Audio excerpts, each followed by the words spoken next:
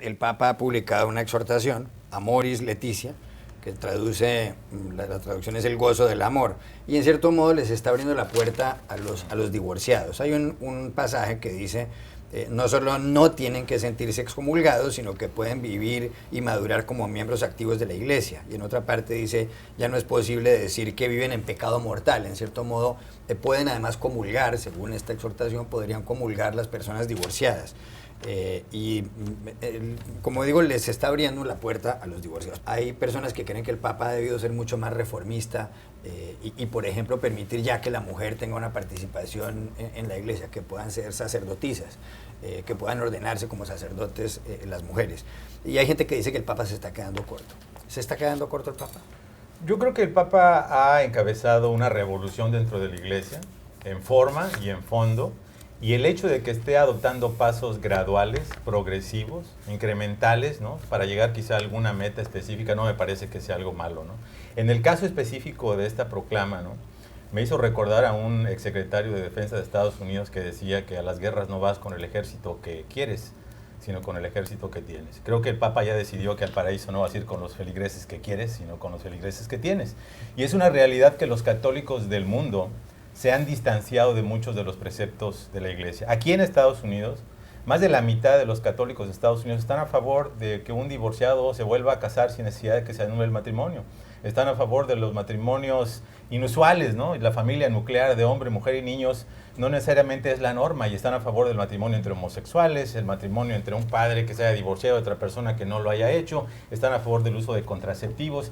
Entonces, el hecho de que la iglesia esté adecuando de alguna manera algunos de sus preceptos hasta cierto momento, porque hay que dejar en claro que lo que acaba de hacer el Papa no es de ninguna manera cambiar la doctrina tradicional de la iglesia en cuanto al matrimonio como una institución indisoluble.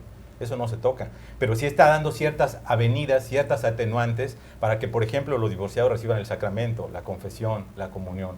Entonces, sobre si el Papa debería hacer todos los cambios de tajo, ¿no?, que ya vimos que ha provocado cierta reacción, cierta reticencia, por ejemplo, en la curia romana, ¿no?, y en otros lugares, no necesariamente quiere decir que el Papa esté avanzando positivamente en la dirección de una iglesia más abierta de lo que ha sido.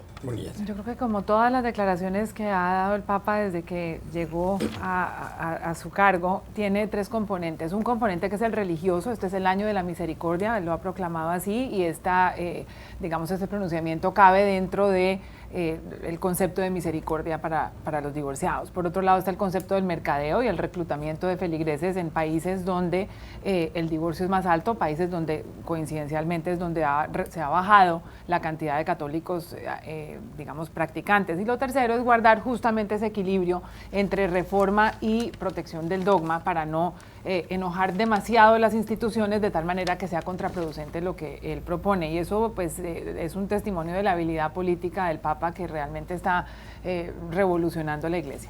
Marc Bassets. Yo no creo que sea una revolución, yo creo que es más una reforma de talante, de estilo. Los pilares dogmáticos de la iglesia no han cambiado con Francisco, ¿no? Yo creo que no hay que engañarse, es decir, las mujeres siguen sin poder ser sacerdotes ni papisas, ¿no? Esto, y seguirá así cuando... Y los curas no pueden casarse. Y los curas no pueden casarse, exacto. También creo que entiendo que esta medida es una defensa del... Es decir, en muchos países está avanzando el matrimonio homosexual de manera rápida, ¿no?, y se está extendiendo. Ayer en Colombia la Corte Constitucional lo declaró legal. Entonces yo creo que el Papa, bueno, defiende el matrimonio tradicional, y si es esto tenemos el ejército que tenemos, ¿no? ¿Cómo era la cita? Sí. Los soldados que tenemos, pues ¿para qué la Iglesia va a empezar a discriminar entre matrimonios tradicionales, más tradicionales y divorciados? Bueno, pues defendamos, yo creo que detrás del mensaje del Papa también está ¿no? Vamos a defender el matrimonio tradicional, sean divorciados o no divorciados, ¿no? Sí, bueno, no se le pueden pedir peras al olmo tampoco. Ya el Papa más bien ha dado grandes avances en materia de reconocer de que las personas homosexuales no deberían de ser discriminadas, que son hijos de Dios y que él no es nadie para condenarlos, tratar de incorporar a las personas divorciadas dentro de la comunión.